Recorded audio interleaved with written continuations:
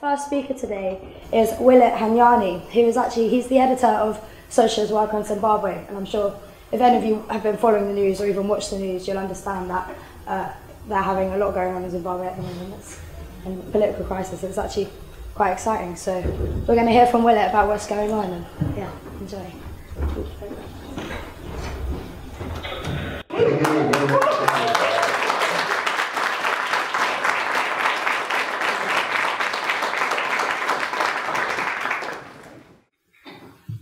Thank you very much, comrades. I hope you can hear me clearly.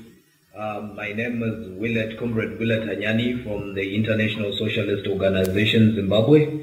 Basically, I've been given the topic, what does it mean to be a revolutionary? And everyone has been eyeing regarding to what's going on in Zimbabwe and everything taking place. So basically, I'm just going to rush through giving a summary of what has been going on in Zimbabwe. First of all, let me begin by saying a lot has been going on in terms of that was the fight between Mnangagwa, who is the vice president, as well as the president of Zimbabwe. So this was an elite fight, which was divided into two factions. So we see that the ruling party had two factions which were fighting. The other one was based on a nationalistic program, and the other one was saying, "Nah, we need to open up to capital." So basically, this is what has been going on. So we have seen also the increase in the sense that the president's wife had to chuck off the vice president through using the president and firing him from his position, and immediately the vice president had to take had to flee from Zimbabwe seeking refuge in South Africa. However, we have seen that the vice president has been well connected with the army in the sense that they are big ties. We have seen that the commander in general of the army has been backing the vice president. So basically, that's what has been going on. So the general was coming from China one time, and Mugabe had given a command that as soon as he reaches Zimbabwe, please make sure he's arrested. So immediately when he reached Zimbabwe, we saw that people who were wearing like workers at the airport had to remove what they were wearing, and then we saw that there were soldiers coming out. So they were protecting the commander in general. So this gave a light to the commander in general, saying that things are not well. So that gave him the command to take over the president. So therefore, after taking on the president, what he did was that he mobilized the army and says the army is now in control, which you saw recently earlier on. But now, because this was sounding like a coup, and SADC is against it, and even the UN in terms of the constitution, they said, no, this is not the right thing. What they did was basically saying, let's bring out the people. So we saw the biggest demonstration we have ever witnessed in the history of Zimbabwe. Thousands and thousands of people came in.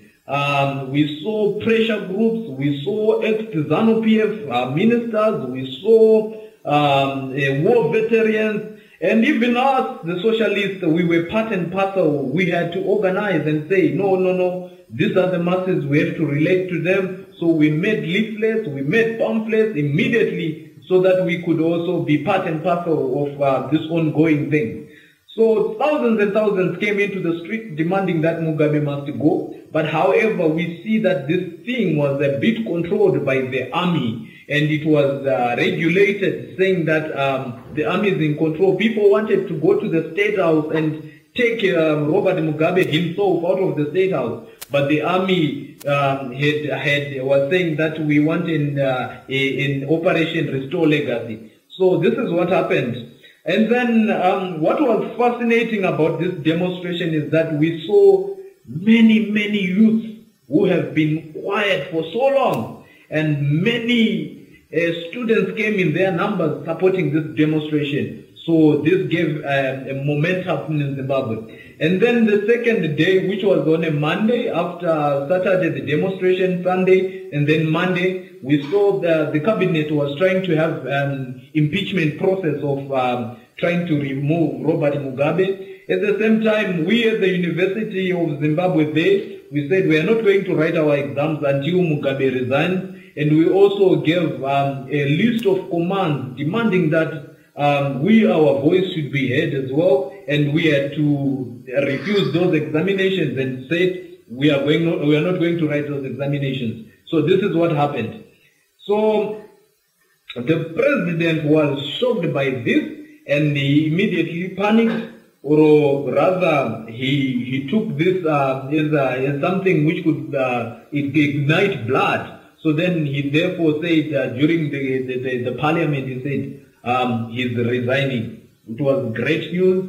The whole Zimbabwe was celebrating. That night people didn't sleep. They were celebrating in thousands and thousands in towns. We saw racial, for the first time in Zimbabwe there was a unity between race. We saw every people from different races uniting. They were being happy. But now, this what has happened. This is a summary of what has taken place. Mnangagwa immediately was sworn in. So, what does it mean? That's the fundamental question where we need to address. Mnangagwa immediately, like I said before, Mnangagwa has got a record of what we call Gukurahundi in Zimbabwe. Gukurahundi, he killed, he massacred thousands and thousands of Ndebelers because they could not figure out there was tribalism between them. In 2008, when the MDC won, Mnangagwa was the person who gave the command that no, we are not going to accept defeat like that. What we are going to do is we are going to massacre again thousands and thousands of Zimbabweans once again. So this is the man who is now the president of Zimbabwe. More so, Mnangagwa, like I said, is very close to capital. For the first time in Zimbabwe, we have seen people coming from all over, even Kama himself from Botswana coming to Zimbabwe, witnessing this witnessing this event of Mnangagwa being sworn in. So this is what has been going on. So we have seen also Mnangagwa giving a speech that he is now ready to support the IMF. He is now ready to support, to abide by the IMF austerity measures. He is now ready to abide by the World Bank. He is now ready to abide by Capitalism, because they are talking of we want a policy which we want to reflect our policy so that it can be business friendly. He has also went on to the extent that the white farmers, we are ready to compensate them. So for the workers, for the students, it's going to be a very tough year, because like you know, the IMF, the International Monetary Fund, is not a friend of the people, because already what we have seen is they've given a package which is so harsh already. They've given a package which is so harsh to the Zimbabweans, demanding of certain things. So therefore, this is what has been going on. Because of my time, I'm just going to give you where we are right now. So basically, we are open to neoliberalism. Zimbabwe is now an open country to neoliberalism. So it means that the workers, the students are in trouble. More so, we have also seen that the cabinet which was installed in, what Mnangagwa did was preferably taking the same cabinet which was running under Mugabe to put it under his cabinet. And we've seen the most corrupt ministers. We've seen the most people who have killed people in Zimbabwe during the 2008 era. So it's not going to be a favorable country. And we've seen also the army generals being given tasks to be foreign ministers, to be ministers. So therefore, dictatorship which Mugabe was rallying under is going to continue, as well as suffering is going to continue. But this creates an opening, a gap for socialist ideas to be had. With that, comrade, because of my time, I won't be able to go on. Thank you very much.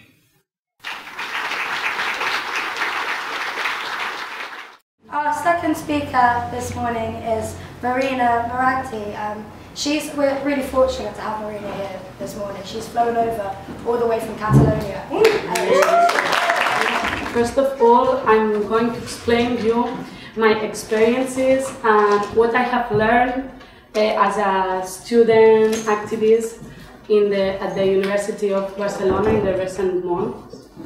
The student movement is an important part of the independence movement now. Second, I'm going to talk about what I think it means to be a revolutionary today. Okay? In the last weeks of September,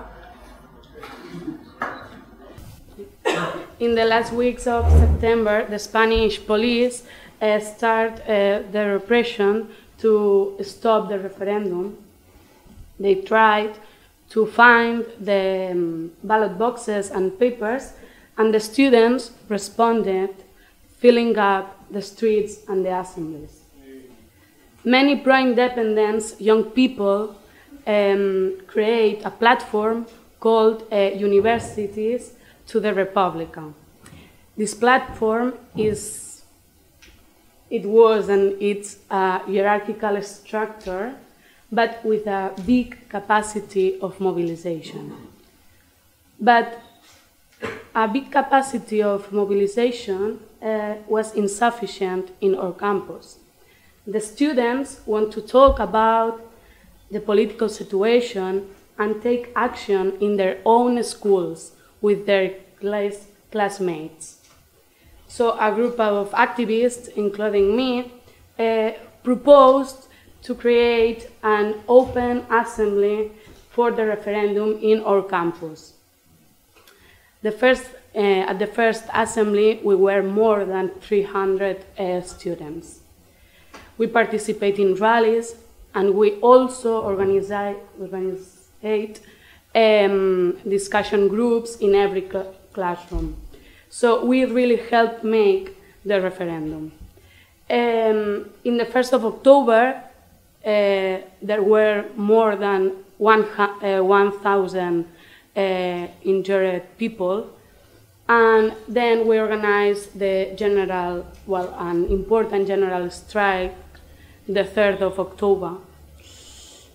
The question of Catalonia, it's not about identity, it's not about the money.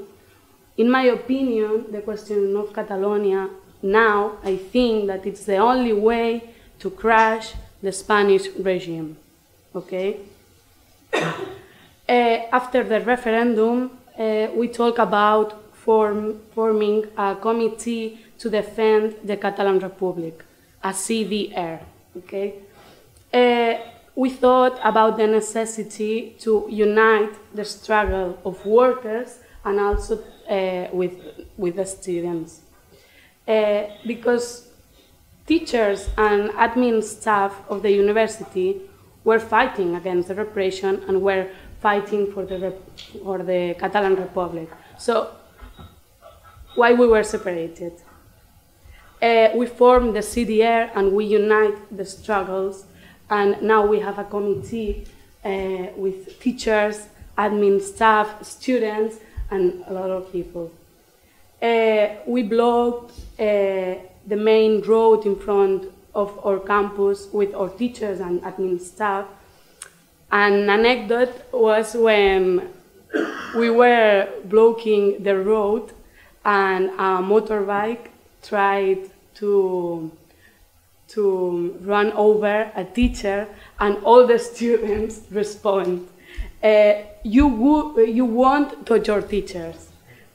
It was an amazing moment because it's the unite of the struggle. So what does it mean to be a revolutionary today? For me, an important thing is the connection between the specific needs in every moment and the general tasks of the movement. For example, I know that the general task of the movement is unite the struggles. No? Okay. So I proposed in a specific way. I proposed to create a CDR with my teachers and the admin staff of the university. Another example, if I know that I have to create a structure to fight against the coming repression, I have to go to their values, but I have also organized some discussions and slogans and banners, you know. So, in my opinion, a revolutionary doesn't just follow the current, but has to question things, raise arguments, and make proposals in the movement. Secondly, I think that it's very important to fight against the sectarism. Okay? In my university, there were some activists that told me, I don't want to participate to the CDR because there are some people that trust and follow the big parties. And the only way to win is build a hard movement. Okay, I have the same opinion.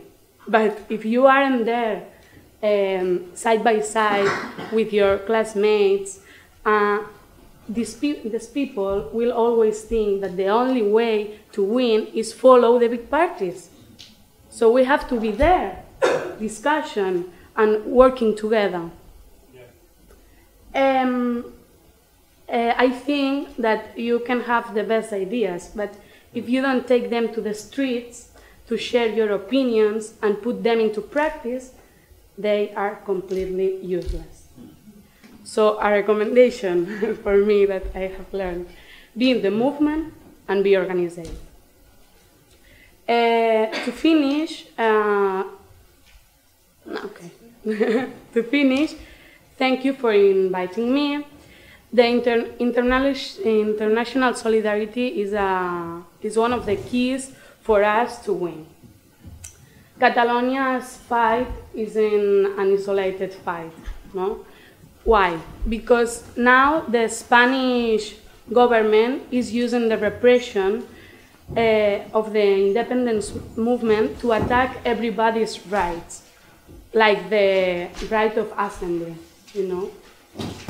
In the same way, the repression of the fight for self-determination of Catalonia will be an excuse to justify future repression of all the working class and all the oppressed nations of the world.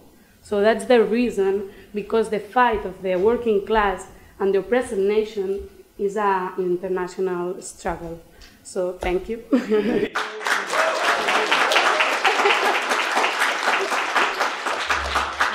Very much. Well, look, I mean, what a fantastic start to the day, really, to hear from revolutionary socialists from Zimbabwe and from Catalonia. You know, listening to them, I think you really get a glimpse of the sort of global turmoil, you know, the instability that currently exists across the world. You know, whether you're in Africa or in Catalonia, in Europe or anywhere else, there are new flashpoints of crisis, struggle and resistance erupting.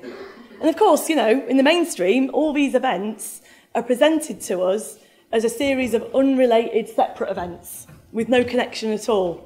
But actually, they are all connected because really they're part of a whole system at work. In fact, they're rooted in that system of capitalism.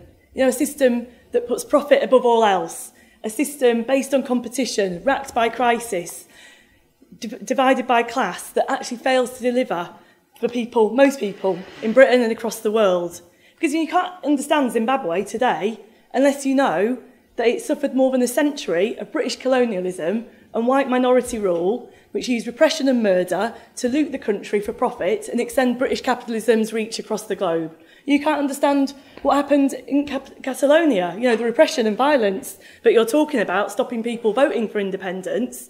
You can't understand it unless you understand the nature of the Spanish state, in fact, all nation states, created to protect the interests of those at the top of society, the capitalists, which actually, if it's broken up, would be a problem for those capitalists in Spain. It would challenge their economic and political power, and that's why they're prepared to use the repression to stop people exercising democratic rights. I mean, the fact is, you can't understand much at all in the world unless you see part of the totality of capitalism.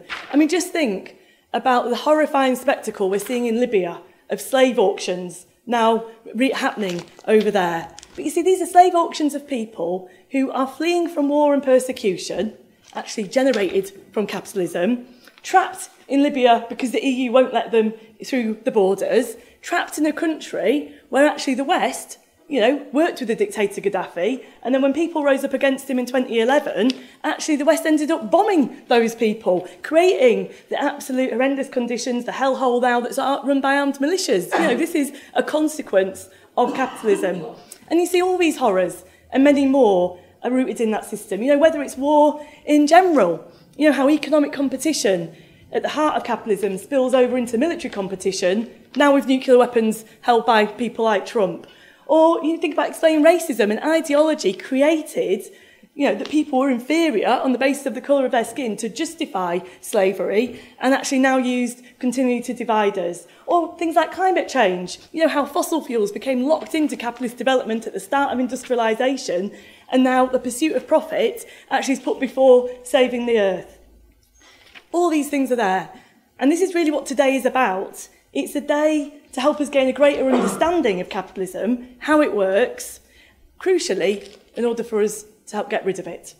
And so there's going to be meetings today to explore war and imperialism and racism and oppression, using actually Marxist ideas and theory so that we can be better armed in struggle. Because, Karl Marx was a revolutionary. He raged at the system. He wanted to overthrow it. He was active in the struggle, but actually he was more than just being an activist. He made a massive theoretical contribution that can help us really understand and make better sense of the world today. Just to be clear, not something that we learn by rote and repeat. I mean, he was writing 150 years ago, but it's a method that we can use to try and make sense of the new situations. Because like I say, we can't understand very much in the world. You think about the increasing polarisation in politics, whether it's Trump, the growth of Islamophobia and the far right. We can't understand these things unless we start from that totality as Marx did. The totality of capitalism, which is a system in crisis. And this was actually one of Marx's very important insights. The economic crisis is not some sort of aberration or an exception to the norm. Actually, it's a consequence of how capitalism is organised, consequence of the competition and drive for profit at the heart of the system. And we're going to have a whole meeting actually on economics to explore this later. But what is very clear is that 10 years on, from the start of the financial crash and the economic crisis, the economy in Britain and across the globe has not recovered. I mean, this isn't just Marxists saying this. This is actually the official bodies of capitalism. The Office for Budget Responsibility actually admitted last week that the financial crisis has caused permanent damage and the economy may never return to the pre-crash levels. Now, we could quote all the statistics we like, but behind the stats is the reality of people's lives and the reality of their deaths. Because actually 120,000 people have died early because of austerity since 2010. For the first time since records began, life expectancy in Britain is falling. And millions of people here, whether they're in work or not, are enduring the hardship and misery on new levels. Universal credit and the sanctions regime, meaning that food banks have become normalised. Not because there's no money, there's plenty of money. The rich have got it all locked up in their secret tax havens, as the Paradise Papers revealed. Something like £23 trillion is locked up in those tax havens. Always worth knowing, isn't it, when they tell us there's no money for things like housing or education or health. But given this inequality, given the failure of mainstream politicians to deal with the crisis, I don't think it's a surprise that across the world, many people have been looking for political alternatives to those mainstream politicians. And this is partly what lies behind the success of the far-right parties. The AfD, the Alternative for Deutschland in Germany. To have Nazis back in the parliament in Germany for the first time since the Second World War. The Front National in France, making it into the presidential runoff, or the Freedom Party in Austria. But actually the success of the far-right, not just in elections, but on the streets, like thousands marching in Poland, of Nazis marching in Poland the other week. But let's be clear, the fascists and the far right are fuelled by establishment racism. You know, the scapegoating that is used by the mainstream politicians to deflect attention away from their own failures, particularly aimed at Muslims and refugees at the moment, that helps fuel the Nazis and the far right. You know, it couldn't be clearer, could it, when we see Donald Trump, who's meant to be the most powerful man in the world, the President of the United States, retweeting the racist lies of the rump Nazi organisation Britain First. I mean, remember, this was what was shouted by the murderer of Jo Cox after he killed her. And in doing that, he has boosted the confidence of all Islamophobes. You know, that tweet has helped legitimise them in that way. And it adds to the massive lies that are being told about Muslims every day in the media. But the other side is, this is just one side of the picture, because the rise of racism also provokes a reaction against it, doesn't it? You know, thousands of people marched against Trump's Muslim ban earlier this year. Millions of people were horrified seeing the Nazis marching in Charlottesville in the summer in America. Remember, they turned out across America to stop similar protests afterwards in other towns and cities. People scared and horrified by what they see in Poland. It means people want to oppose it and do something. That's why we're right to be absolutely building Stand Up to Racism as a mass organisation. But it's also true that when we talk of polarisation, it isn't just to the right. There's been an increased interest and popularity of socialist and left-wing ideas. You know, the support for Bernie Sanders in the US, particularly of Corbyn here in Britain. He's offering the opposite message, isn't he, to the far right? He's offering a message of unity, solidarity, standing against racism and war on austerity and raising socialist ideas. But the truth is, there's actually many different varieties of socialism. Worth just saying as an aside here, there's one so-called variety, that of Stalinism, that's actually got nothing to do with socialism at all. You know, the USSR and other Eastern European states were class societies based on exploitation. We in the SWP call them state capitalist, nothing progressive about them at all. And there's still countries, you know, sometimes people say, what about North Korea or China? Not socialist, let's be very clear here if we have to say this. But you see, Jeremy Corbyn and John McDonnell, when they talk about socialism, they talk about things like renationalisation of the railways or taxing the rich. Good, these are good things. But we in the SWP, we actually have a much bigger vision, don't we, about the complete transformation of society. You see, I talked about Karl Marx as revolutionary. He talked really about getting rid of class society completely, didn't he? About having the collective ownership of all the resources and a deeper democracy, where those of us that do all the work actually get a say in how society is organised. Now, there is a lot we could discuss from that one sentence I just said. Deeper democracy, running society, collective ownership, a different world. I'm sure lots of us actually, you know, probably stay up late with our mates talking about this, you know, discussing what a different world could look like. You know, a world without racism and sexism and homophobia, or one where we didn't do a job for a boss and we didn't have all the drudgery. Actually, one where we'd have time for music and art and all the creative projects that a lot of us never have time for at the moment. You know, I'm sure we all have that vision, or a different vision of socialism, and we should do. And actually, it's not imaginary. You know, just look at the Russian Revolution, which we've been celebrating this year, 100 years ago, when actually workers did take power, set about abolishing capitalism, and started running things completely differently. But you see, if you actually read Marx, what becomes clear is that he didn't spend a lot of time describing what he thought a future socialist society would look like. He was partly because he didn't think that he should lay down an instruction manual. He thought a socialist society would be made by people themselves, but also because he was more interested in how do we get that society? How do we get from here to there? And he was part of actually a debate going on, which is still ongoing, about how do we achieve change? How do we win socialism? And there's been two main schools of thought. One is about change from above, and one, if you like, socialism from below. Socialism from above is essentially saying we can bring about change by capturing positions at the top of society, getting elected, becoming an MP, forming the government, delivering socialist change that way. Or from below, actually ordinary people fighting for it themselves. And this is a tradition that Marx stood in. This was a very unique idea of his, actually. He called it working class self-emancipation. And this meant that workers had to be part of making the change, being on the act, you know, not just passive recipients, you know, waiting for someone to hand it down from on high. This is really, the word for this is revolution, isn't it? Because really, if you talk about socialism from above, really you're limiting yourselves to managing the system. Marx was about getting rid of it totally. And he came to this conclusion because of his analysis and understanding of capitalism. I mean, if we're saying that all these horrors we've talked about are rooted in the system, it is logical we have to get rid of it totally. But he also realised that we can't get that change and get rid of it just through getting elected, because actually elections separate economics and politics. You see, Marx understood that what drives capitalism is that competition of profit between competing capitalists. The real decisions in society, you know, what to make, whether houses are going to get built, what food is grown, what clothes are made, what phones are manufactured, whether to invest in fracking or wind turbines, any of these decisions, they're made in boardrooms by multinationals, financial corporations. The decision's not based on what we need, they're based on if they're going to get a profit from it. And the problem is those people who make those decisions are all unelected. And the truth is, even if there were 650 Labour left MPs, maybe Socialist MPs, maybe members of the Socialist Worker Party in Parliament, the power of those people would be untouched still.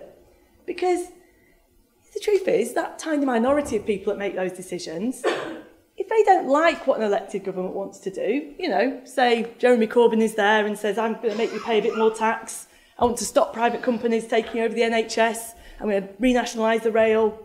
They've got a lot of ways to stop that happening, because their side is very organised. You know, we know they control most of the media, and we've seen how they use that. But they wouldn't limit themselves to the media. They'd use their economic power to try and stop any sort of change. You know, run on the pound, like we did in the 70s when there was a Labour government, or threatening an investment strike. Or we saw it, the European ruling class, you know, the pressure put on Greece when Syriza was elected to stop austerity, the pressure put off through cutting off lending to the banks in that way. And this tiny minority at the top, they have a lot of powerful people to help them disrupt a left or socialist government. Because like I said at the beginning, they're a tiny minority, so to protect their power, they created a state to protect their interests. You know, a state with the laws that justify the fact that this tiny minority actually own all the resources and property in the first place, the police and the army to enforce those laws. You know, these bodies are not neutral or democratically accountable. It's not like Jeremy Corbyn could just use them for himself. They absolutely serve the class interests of those that created them to begin with, to defend their wealth, power and privilege. This is the reality that has to be faced when we talk about how to get change. Because is it really going to be enough then to simply go and try and talk to the capitalists, try and persuade them that, you know, paying a bit more tax is in their own interests. What's good for workers is also good for them. I mean, this is the same class of people, some of them will have relatives and descended from this, the same class of people who shipped 12 million Africans across the Atlantic and used them as slaves in the early days of capitalism to make their profits. The people that drew the straight lines on maps as they carved up swathes of the globe so they could loot and pillage the resources to further their profits.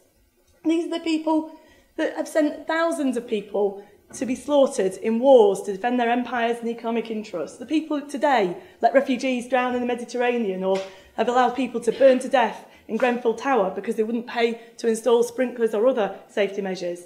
Not because they were born evil or all individually evil, although I have to say I'm not going to be hanging out with them, but because the brutal logic of the system where profit is king and comes before all else, and their position at the top of that system, that dictates that ruthlessness.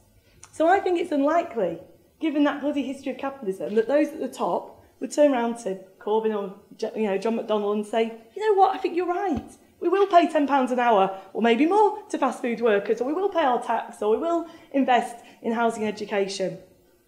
Instead, they are going to pile the pressure on to stop anything that encroaches on their wealth or power. They've already started, and Corbyn isn't even in office. I mean, Morgan Stanley, a bank and financial company, they've said they're more concerned about a Labour government than they are about Brexit. They're already worried about it. The media onslaught we've seen on Corbyn has already been immense. The talk up that how he'd risked the whole economy, the threat of mutiny already from generals in the army if Corbyn was there. And these are not empty words. Like I said, we saw what those pressures did from capitalists to the Syriza government in 2015 when they were elected democratically to stop austerity, and the pressures were so great that same Syriza, started a left-wing party is now implementing worse austerity, actually using police against protesters and strikers, and not only that, has locked up refugees in detention centres. This is why we can't limit ourselves to elections, to the idea of just having the change from above. We're not going to solve any of these problems without an onslaught on the rich and powerful. We have to confront the system in its entirety, and that's why we talk of revolutionary change. But that means we need to talk about where power lies, because we need to talk about where there's a counterpower to the power of the capitalists.